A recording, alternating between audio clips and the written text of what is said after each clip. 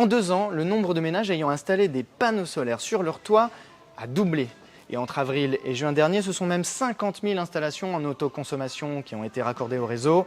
C'est un record absolu, d'après Enedis. Mais attention, cette ruée vers l'énergie solaire pose quelques difficultés. Tout d'abord, les démarches administratives sont de plus en plus longues, ou en tout cas elles sont fastidieuses.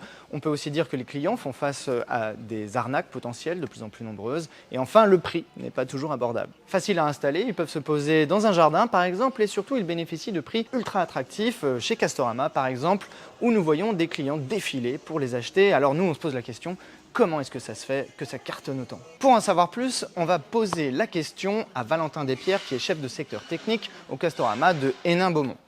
Bonjour Valentin. Bonjour Emmanuel. Valentin, là j'ai un petit peu l'impression que ça fait quelques mois que vous êtes super occupé, et notamment à cause de cette offre de panneaux solaires qui cartonne. Est-ce que vous pouvez nous en dire un mot, vous nous expliquer comment ça fonctionne? Alors ça fonctionne simplement, c'est-à-dire qu'il faut tout simplement monter le kit, l'assembler. On branche le câble qui est juste derrière, et une fois qu'il est branché, quelques minutes après, le voyant qui est derrière sur l'onduleur va passer au vert. Une fois qu'il est vert, on produit. Donc là, je comprends mieux pourquoi ça intéresse les gens, avec en plus l'augmentation du prix de l'électricité. Il faut voir aussi que c'est super simple, mais que c'est à un prix assez attractif si on compare avec des panneaux solaires, une centrale sur une toiture. C'est exactement ça. En gros, un kit de 830 watts, 1390 €. Contrairement à un produit qui peut être installé sur toiture, chez nous on en a des solutions, mais il y en a aussi d'autres à l'extérieur, qui sont beaucoup plus chers. Pour un exemple de 3 kW crête, nous on est à peu près à 4000 et quelques euros, contre ailleurs on va être au-delà des 6000 €. Mais surtout l'intérêt du plug and play, c'est de la production immédiate de la consommation. C'est la rentabilité, elle se fait tout de suite. Alors ça, c'est un panneau solaire de la marque Ultrawatt. Il existe évidemment plusieurs types de panneaux solaires plug and play.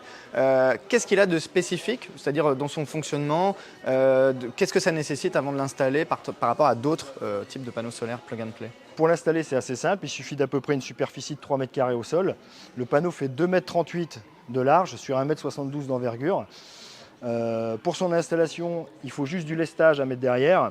Ensuite, on n'a pas besoin d'être un expert du bricolage puisque c'est juste un montage de boulonnerie. Pas besoin d'être un expert en électricité puisqu'il suffit juste de connecter une prise. Donc c'est vraiment très simple. L'avantage aussi surtout de ce produit, c'est qu'en gros, dans la famille du solaire, c'est un photovoltaïque. Donc le photovoltaïque, c'est avec la lumière qui va fonctionner. Il faut forcément une dose de soleil, mais même si c'est nuageux ou ombragé, il va produire. Nous sommes donc chez Eric et Ophélie qui ont installé des panneaux solaires plug and play en juillet dernier, c'est bien ça? C'est bien ça, oui. Alors voilà, vous avez installé ces panneaux qui sont donc un petit peu différents de quand on installe une centrale sur son toit. Est-ce que vous pouvez nous dire pourquoi vous avez fait ce choix?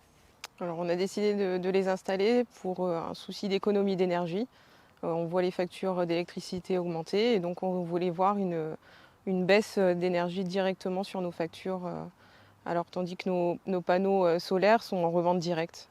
Donc si je comprends bien, les panneaux solaires que vous aviez déjà sur le toit vous servent à la revente et les panneaux que vous avez installés plug and play, c'est pour l'autoconsommation. Tout à fait. On voulait voir directement l'effet de la consommation directement sur nos factures d'énergie. Alors quand on installe justement une centrale sur le toit, souvent ça prend quand même pas mal de temps parce qu'il faut des installateurs RGE, il faut remplir des documents administratifs.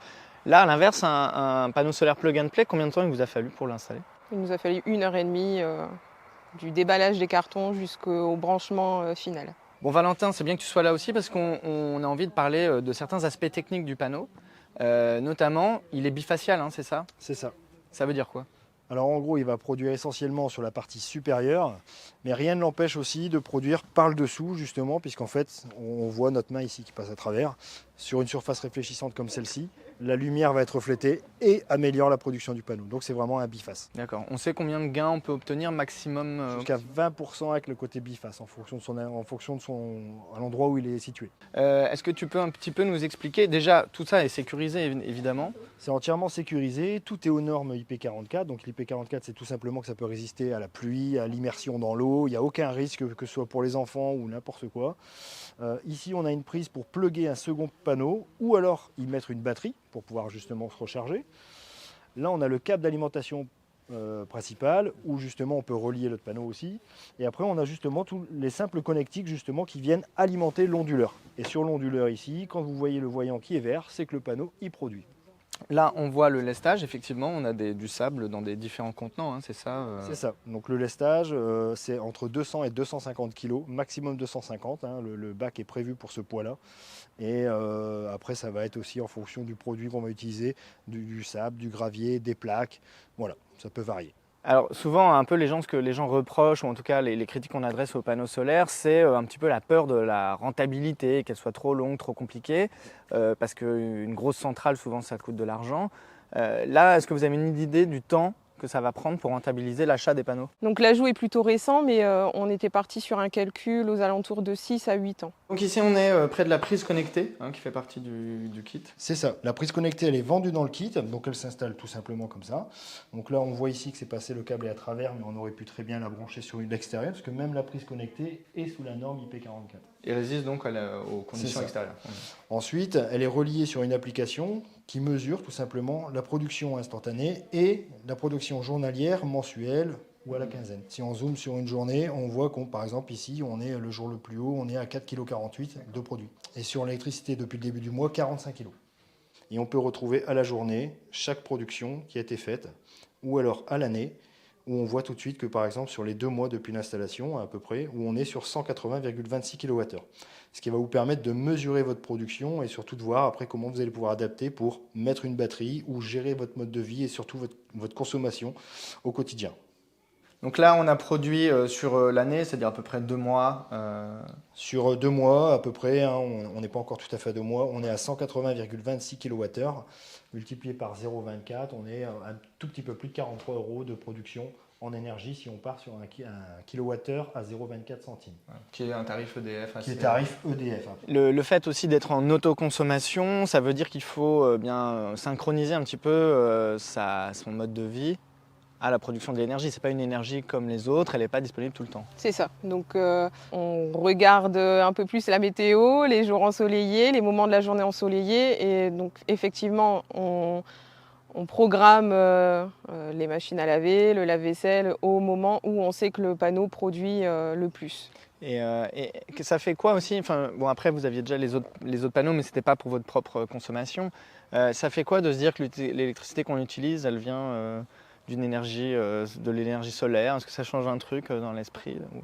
On a quand même l'impression d'avoir un petit impact sur notre environnement, et c'est un peu l'enjeu quand même du futur. Eh ben, merci beaucoup Ophélie de nous avoir accueillis, voilà, de nous avoir un petit peu partagé votre expérience. Merci à vous. Voilà, quant à nous, c'est la fin de ce reportage. Évidemment, voilà, il n'y a pas eu de soleil pour un reportage sur les panneaux solaires, c'était un petit peu évident. Mais c'est pas grave, nous on a quand même été séduits et puis voilà, ça nous a donné un petit peu envie d'en acheter, alors qu'on n'a pas de jardin.